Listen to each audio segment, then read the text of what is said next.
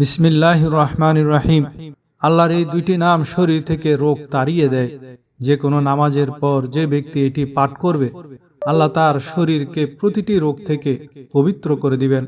আল্লাহর এই দুইটি নাম পাঠকারী কখনো অসুস্থ হয় না। সম্মানিত দর্শকবৃন্দ, আজ আমি আপনাদের জন্য এমন একটি আমল নিয়ে হাজির হয়েছি যে যদি 100 বছরের কোনো বৃদ্ধ বা বৃদ্ধা এটি পাঠ করে, তবে সেও যুবক হয়ে যাবে, তারও প্রতিটি রোগ শেষ হয়ে যাবে, সে প্রতিটি রোগ থেকে মুক্তি পাবে, আল্লাহ পাক শেফা দান করবেন। আজকের এই আমলটি পাঠ করে আপনাদের 2 হাত পুরো শরীরের উপর বুলিয়ে নিতে হবে। ইনশাআল্লাহ শরীরের ভেতরে বাইরে, আভ্যন্তরীণ বা বাহ্যিক যে ধরনের রোগ বা কষ্ট হোক না কেন, যা আপনার জীবনে অনেক দুশ্চিন্তা ও বিপদ ঘটিয়ে রেখেছে, তার সবটুকুই শেষ হয়ে যাবে, আপনার কষ্ট দূর হয়ে যাবে। আল্লাহ পাক আপনাকে শেফা দান করবেন। আমার সর্বপ্রথমে নিজের মালিক ও খালেক আল্লাহর কাছে দোয়া যে, হে আমার পরওয়ারদিগার, যে চোখ আজকের এই ভিডিওটি দেখছে, আমার সেই সমস্ত ভাই বোন ও বন্ধুদের সুস্বাস্থ্যময় জীবন দান করো, সবাইকে শেফা দান করো। যারা দূর দূরান্ত পর্যন্ত ডাক্তারদের কাছে যায়, অনেক টাকা খরচ করে বড় বড় চিকিৎসা করায়, কিন্তু শেফা পায় না, হে আমার আল্লাহ, আজকের এই আমলের বরকতে, আজকের এই আমলের শক্তিতে সবার রোগ দূর করে দাও এবং সবাইকে শেফা দান করো। বিশেষ করে যেসব ঘরে বৃদ্ধ বাবা মা আছেন, যারা অসুস্থতার কারণে উঠতে পারেন না, চলাফেরা করতে পারেন না, খাওয়া দাওয়া করতে পারেন না, হে আমার আল্লাহ, এই আমলের বরকতে তাদের এমন স্বাস্থ্য দান করো যেন তারা চলাফেরা করার যোগ্য হয়ে যায়। আমিন সুম্মা আমিন। আল্লাহর বান্দারা, আজকের এই আমলটি অনেক বেশি বিশেষ, এটি আমাদের অবশ্যই করে নিতে হবে। যদি আপনারা বড় বড় ডাক্তারদের কাছে গিয়ে থাকেন, হাকিমদের কাছে গিয়ে থাকেন, অনেক টাকা খরচ করেছেন কিন্তু কোনো ফল পাননি, তবে আমার আপনাদের কাছে অনুরোধ যে আজকের এই আমলটি একবার করে দেখুন, আমার কথা মেনে দেখুন। আপনার কোনো টাকা লাগবে না, আপনাকে ঘর থেকে বাইরে বের হতে হবে না, এমনকি আপনার রোগীকে নিয়ে কোনো ডাক্তারের কাছেও যেতে হবে না। নিজের ঘরে বসেই ইনশাআল্লাহ এই আমলের বরকতে আল্লাহ পাক আপনাকে শেফা দান করবেন এবং আপনার দুশ্চিন্তা দূর হয়ে যাবে। হযরত ইমাম জাফর সাদেক রহমতুল্লাহ আলাইহি বর্ণনা করেছেন, তিনি বলেন, যে ব্যক্তি কোনো দুরারোগ্য ব্যাধিতে আক্রান্ত হয়, সে যেন আল্লাহ তাআলার এই দুইটি নাম প্রতিদিন এক তাসবিহ পাঠ করে পানিতে দম করে পান করে। দোয়া করবেন বিশ্বাস রেখে, যদি আপনারা এই আমলটি করেন তবে আল্লাহ পাক শেফা দান করবেন। প্রিয় দর্শকবৃন্দ, আজ আমি আপনাদের আল্লাহ পাকের দুইটি নামের এমন একটি আমল বলবো, যা হয়তো আজকের আগে আপনারা করেননি। এটি যে করবে ইনশাআল্লাহ আল্লাহর হুকুমে, আল্লাহর ফজলে প্রতিটি রোগ থেকে মুক্তি পেয়ে যাবে। আজকাল পাকস্থলীর সমস্যা অনেক বেশি, লিভারের সমস্যা অনেক বেশি, হার্টের সমস্যা অনেক বেশি, ডায়াবেটিসের সমস্যা, ক্লান্তি, মানসিক চাপ, এই ধরনের অনেক সমস্যা রয়েছে, যার সম্মুখীন প্রতিটি মানুষকে নিজের জীবনে হতে হচ্ছে।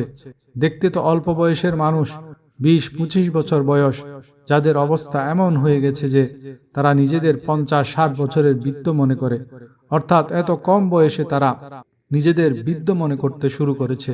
এই অবস্থা হয়ে দাঁড়িয়েছে এবং এই সব কিছু মারাত্মক রোগের কারণে হয়।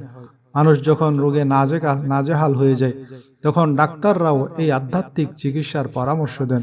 এখন তো অনেক হাসপাতালেও কোরআন তেলাওয়াত শুরু হয়েছে।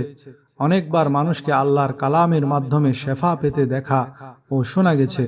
যাদের এখন বিশ্বাস যে কাজ ঔষধ করতে পারে না, আল্লাহর কালাম তা সবচেয়ে ভালো করে এবং এটি সবচেয়ে চমৎকার ও শ্রেষ্ঠ চিকিৎসা, যাতে পূর্ণাঙ্গ শেফা বিদ্যমান। প্রিয় দর্শকবৃন্দ, আপনারা সবাই জানেন যে আজকের যুগে অসুস্থ হওয়া বড় কোনো বিষয় নয়। এমন সব মানুষও দেখতে পাওয়া যায় যাদের কোনো রোগ ছিল না, সুস্থ ছিলেন, তন্দুরুস্ত ছিলেন, কিন্তু হঠাৎ রোগ তাদের ঘিরে ধরে এবং হঠাৎ তাদের মৃত্যু হয়ে যায় এবং তারা আল্লাহর প্রিয় হয়ে যান। আবার কিছু মানুষ এমনও দেখা যায় যাদের মাস বা বছর ধরে রোগ ঘিরে রেখেছে। অর্থাৎ আজকের এই যুগে আমরা অনেক মানুষকে এমন দেখি যারা নানা ধরনের রোগে আক্রান্ত। আমি দোয়া করি আল্লাহ পাক আমাদের সবাইকে সুস্থ তন্দুরুস্ত জীবন দান করুন এবং আমাদের রোগগুলো দূর করে আমাদেরকে সবাইকে শেফা দান করুন। আর যত মানুষ হাসপাতালে আছে, রোগের কারণে দুশ্চিন্তায় আছে, আল্লাহ পাক তাদের সবার রোগ দূর করে তাদের সব ধরনের মুখাপেক্ষিতা থেকে রক্ষা করুন। প্রিয় দর্শকবৃন্দ, যদি আপনারা আল্লাহ তাআলার সত্তার উপর পূর্ণ বিশ্বাস ও ভরসা রেখে এই ওজিফা আমল করেন, তবে ইনশাআল্লাহ আপনার শরীর থেকে সব ধরনের রোগ শেষ হয়ে যাবে, সব ধরনের রোগ মরে যাবে। দর্শকবৃন্দ, মনে রাখবেন, যদি আপনার ঘরে কেউ অসুস্থ থাকে, তবে তাকে ডাক্তারের কাছে নিয়ে যাওয়ার আগে আজকের এই আমলটি একবার অবশ্যই করে দেখুন। এরপর আপনি যেখানে খুশি আপনার রোগীকে নিয়ে যেতে পারেন। আল্লাহ পাকের ফজল ও করমে প্রতিটি অসুস্থ ব্যক্তি সুস্থ হয়ে যায়, তন্দুরুস্ত হয়ে যায় এবং রোগ থেকে পাক সাফ হয়ে যায়। হযরত আব্দুল্লাহ বিন মাসউদ রাদিয়াল্লাহু তাআলা আনহু থেকে বর্ণিত, আমি রাসূলুল্লাহ সাল্লাল্লাহু আলাইহি ওয়াসাল্লামের খিদমতে হাজির হলাম। তার প্রচন্ড জ্বর ছিল। আমি আরজ করলাম, ইয়া রাসূলুল্লাহ, আপনার অনেক তেজ জ্বর। আপনি বললেন, হ্যাঁ, আমার এত জ্বর হয় যা তোমাদের মধ্যে 2 জন ব্যক্তির সমান হয়। আমি আরজ করলাম, এটা কি এই জন্য যে আপনার সওয়াব দ্বিগুণ? বললেন, হ্যাঁ, এটাই কথা। মুসলমানদের যে কষ্টই পৌঁছাক না কেন, তা কোনো কাটা হোক বা তার চেয়ে বেশি কষ্টদায়ক কিছু, তবে যেমন গাছ তার পাতা ঝরিয়ে দেয়, তেমনিভাবে আল্লাহ পাক তার কষ্টকে তার গুনাহের কাফফারা বানিয়ে দেন। অসুস্থতার মাধ্যমে মানুষের গুনাহ মাফ হয়ে যায় এবং এর মাধ্যমে আল্লাহ তাআলা মানুষকে অনেক বড় প্রতিদান দান করেন।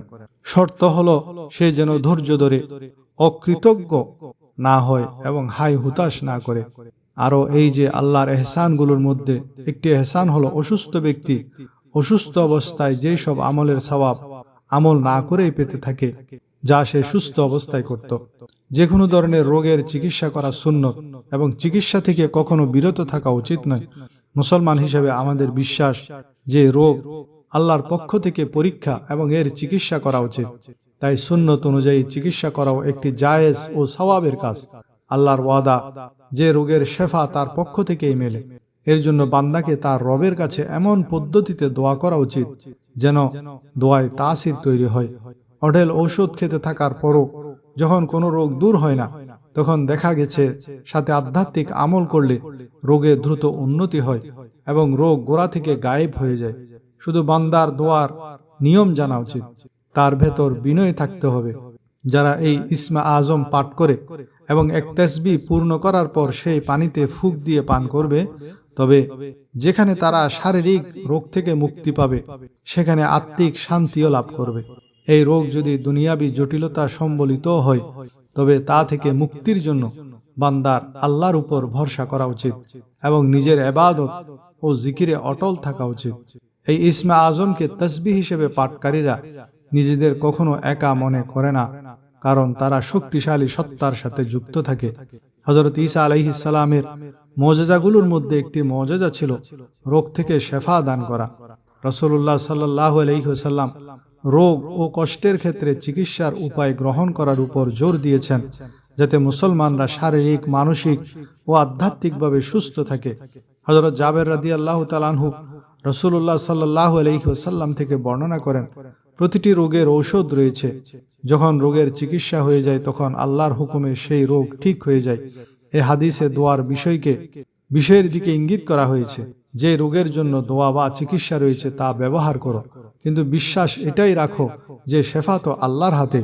আল্লাহ তাআলা বার্ধক্য ছাড়া প্রতিটি রোগের ঔষধ সৃষ্টি করেছেন।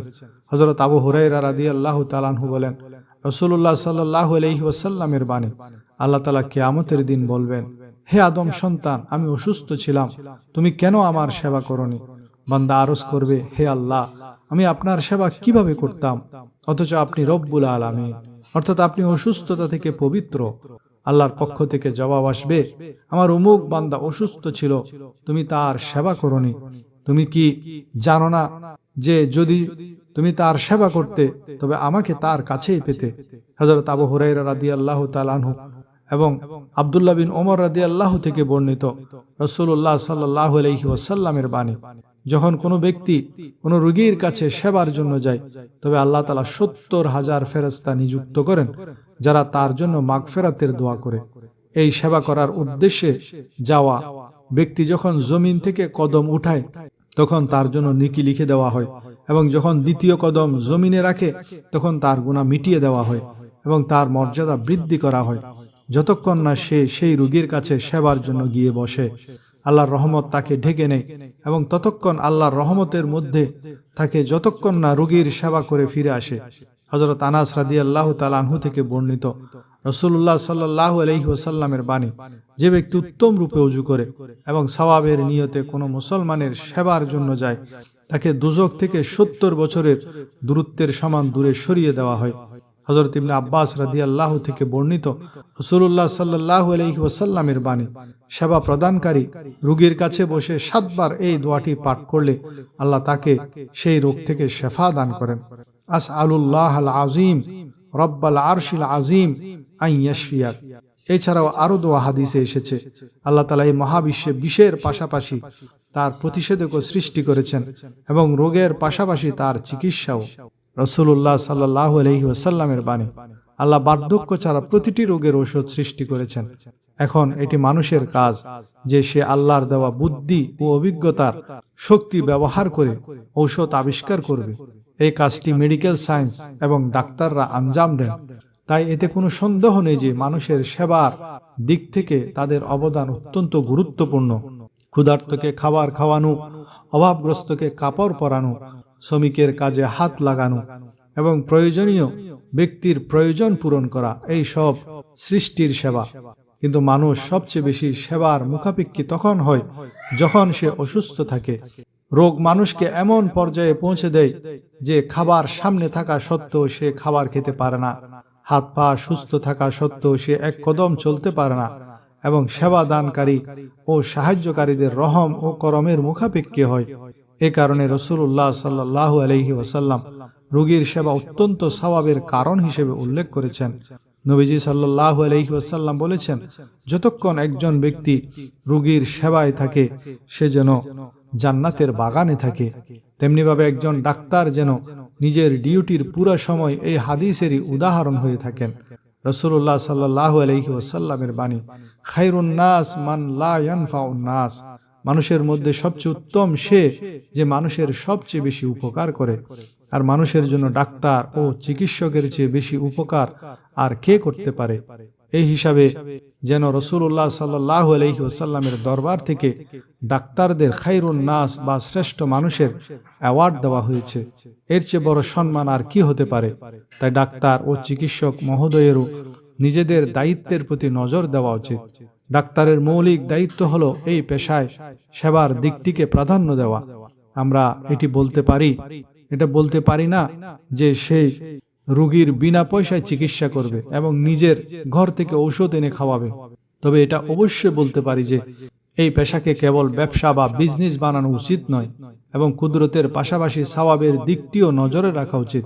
বর্তমান পরিস্থিতি এই যে শিক্ষা ও চিকিৎসা একটি জবরদস্ত ব্যবসার রূপ ধারণ করেছে এবং অর্থনৈতিক কারণে অনেক হোটেল হাসপাতালে পরিণত হয়েছে। ডাক্তারদের ফি রোগীদের জন্য অসহনীয় হয়ে দাঁড়িয়েছে। ওলামায়ে কেরাম বলেছেন, যখন দুনিয়ার সকল চিকিৎসক ফেল হয়ে যায় আর কোনো চিকিৎসা বাকি থাকে না, তখন রোগ ব্যাধি সহ যে কোনো সমস্যায় দরুদ শরীফ পাঠ করা উচিত। আর দরুদের মধ্যে সর্বোত্তম হলো দরুদ ইব্রাহিম। আর শিফা বা রোগের আরোগ্যের জন্য আরেকটি দরুদ শরীফ আছে, সেটি হলো আল্লাহুম্মা সাল্লি আলা সাইয়্যিদিনা মুহাম্মাদিন বিআদাদি কুল্লি দাইন ওয়া দাওয়াইন ওয়া বিআদাদি কুল্লি ইল্লাতিন ওয়া শিফা। এই দরুদ শরীফ যে কোনো জটিল ও কঠিন রোগ মুক্তির জন্য পড়া প্রয়োজন। প্রত্যেক দিন সকাল এবং সন্ধ্যায় 3 বার পড়লে মৃত্যু পর্যন্ত আপনি রোগ মুক্ত থাকতে পারবেন ইনশাআল্লাহ। সম্মানিত দর্শকবৃন্দ, আপনারা 111 বার ইয়া আল্লাহু আশ-শাফি, ইয়া আল্লাহু আশ-শাফি পাঠ করে এই দোয়াটি পরে রোগীর উপর দম করে দেবেন। আল্লাহুম্মা রাব্বান নাস আযহিবিল বাস আশফি ওয়া আনতা শাফি লা শিফা ইল্লা শিফাউকা শিফাআন লা ইউগাদিরু সাকামা। আল্লাহুম্মা রাব্বান নাস আযহিবিল বাসা ইশফি আনতা শাফি লা শিফা ইল্লা শিফাউকা শিফাআন লা ইউগাদিরু সাকামা। আল্লাহ পাকের ফজল ও করমে যেমন যেমন আপনারা এই আমল করতে শুরু করবেন, রোগীর রোগ কমতে শুরু করবে, তার কষ্ট কমে যাবে, তার শরীর থেকে রোগ শেষ হয়ে যাবে ইনশাআল্লাহ। কঠিন রোগ হলে ইসমে আজমের আমলটি করবেন। ইসমে আজমটি হলো ইয়া হাইয়ু হিনা লা হাইয়া ফি দাইমুমাতি মুলকিহি ওয়া বাকাইহি। যাদের জটিল কঠিন রোগ হয়েছে তারা এই ইসমে আজমটি প্রতিদিন 1041 বার পড়বেন। পড়ার শুরু এবং শেষে একবার সূরা ফাতিহা পড়বেন। আর ক্যান্সারের মতো রোগীর জন্য এই ইসমে আজমটি এবং সূরা ফাতিহা কাচের প্লেটে জাফরানের কালি দিয়ে লিখে সামান্য মিশ্রিত পানি দিয়ে সেই কালি ধুয়ে রোগীকে প্রতিদিন সকালে খালি পেটে পান করাতে হবে। 11 দিন এই আমল করতে হবে। যদি সুস্থ না হয় 11 দিনে 41 দিন এই আমলটি করতে হবে। আমেরিকার মুফতি মোহাম্মদ আকন মাদ্দাজিল্লুহুল আলী নিজে বলেন, আমি অনেক জটিল কঠিন রোগীকে এ আমল দিয়েছি, তারা আল্লাহর রহমতে সুস্থ হয়ে গেছেন। হযরত আইয়ুব আলাইহিস সালাম দীর্ঘ বছর যাবৎ অত্যন্ত কঠিন এবং কষ্টদায়ক চর্মরোগে আক্রান্ত ছিলেন। তিনি চরম ধৈর্য ধারণ করেছিলেন এবং অবশেষে আল্লাহর কাছে এই বাক্য দিয়ে, এই শব্দ দিয়ে প্রার্থনা করেছিলেন, আন্নি মাসানিয়াদ দুররু ওয়া আনতা আরহামুর রাহিমিন, যা পবিত্র কোরআনের মধ্যে সূরা আম্বিয়ার 83 নম্বর আয়াতে আল্লাহ উল্লেখ করেছেন, আন্নি মাসানিয়াদ দুররু ওয়া আনতা আরহামুর রাহিমিন, অর্থাৎ নিশ্চয়ই দুঃখ কষ্ট আমাকে স্পর্শ করেছে আর আপনিই তো সর্বশ্রেষ্ঠ দয়ালু। এই দোয়ার পরপরই আল্লাহ তার রোগ মুক্তি দেন এবং তার হারানো সব কিছু ফিরিয়ে দেন। আমরাও যে কোনো রোগে হযরত আইয়ুব আলাইহিস সালামের এই দোয়াটি প্রতিদিন নামাজের পর অন্তত একবার পড়তে পারি। তাছাড়া কোরআনে আরও 6টি আরোগ্য দানকারী আয়াত আছে। রোগাক্রান্ত হলে সে আয়াতগুলি সব সময় পড়তে হবে। সূরা তাওবার 14 নম্বর আয়াত, ওয়ায়াশফি সুদুরা কওমিন মুমিনিন, এবং তিনি মুমিনদের অন্তরসমূহকে শান্ত বা আরোগ্য দান করেন। সূরা ইউনূসের আয়াত নম্বর 57, ওয়াশিফাউল লিমা ফিস সুদূর, এবং অন্তরের ব্যাধির আরোগ্য। সূরা আন-নাহলের আয়াত নম্বর 69, ফিহি শিফাউল লিন্নাস, তাতে মানুষের জন্য রয়েছে রোগের প্রতিকার। সূরা বনী ইসরাঈলের আয়াত নম্বর 82, ওয়ানুনাজ্জিলু মিনাল কোরআনি মা হুয়া শিফাউ ওয়া রাহমাতুল লিল মুমিনিন, আমি কোরআনে এমন কিছু নাজিল করি যা মুমিনদের জন্য রোগের প্রতিকার ও রহমত। সূরা আশ-শুআরার আয়াত নম্বর 80, ওয়াইজা মারিদতু ফাহুয়া ইয়াশফিন। সূরা ফুসসিলাতের আয়াত নম্বর 44, কুল হুয়া লিল্লাযিনা আমানু হুদাও ওয়া শিফা, বলুন এটি মুমিনদের জন্য পথ প্রদর্শক ও আরোগ্য। প্রিয় ভাই বোনেরা, দুনিয়ার সবচাইতে বড় সম্পদ টাকা পয়সা বা বাড়ি গাড়ি নয়, বরং সবচাইতে বড় নেয়ামত হলো সুস্থতা। আমরা যখন সুস্থ থাকি তখন ভুলেই যাই যে হাসপাতালের কোনো এক কোণে কেউ একজন হয়তো শুধু একটু বুক ভরে শ্বাস নেওয়ার জন্য লড়ছে। আজকে যে আমলটি আমি আপনাদের জানালাম, এটি কেবল একটি দোয়া নয়, এটি হলো মহান আল্লাহর উপর রাখা এক অটুট বিশ্বাসের ঢাল।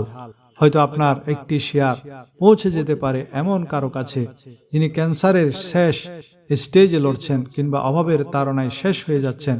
আপনার একটি ক্লিকের কারণে যদি কোনো একটি প্রাণ রক্ষা পায় বা কোনো একটি পরিবার আবার হাসতে পারে, তবে এর চেয়ে বড় সওয়াব আর কি হতে পারে। আসুন এই মহৎ আমলটি ছড়িয়ে দিয়ে আমরা একে অপরের বিপদের সঙ্গী হই। যদি আপনি মনে প্রাণে বিশ্বাস করেন যে শেফা দেওয়ার মালিক একমাত্র আল্লাহ, তবে কমেন্ট বক্সে আল্লাহর মহিমা ঘোষণা করে লিখুন, ইয়া আল্লাহ। আপনার এই একটি মন্তব্য হয়তো আমাদের সকলের ঈমানি শক্তিকে আরো বাড়িয়ে দেবে। ভিডিওটি ভালো লাগলে একটি লাইক দিয়ে আমাদের পাশেই থাকুন এবং এই আমলটি আপনার জীবনে কি পরিবর্তন আনলো তা আমাদের জানাতে ভুলবেন না। আল্লাহ আমাদের সবাইকে রোগমুক্ত এবং সুন্দর একটি জীবন দান করুন। আমিন।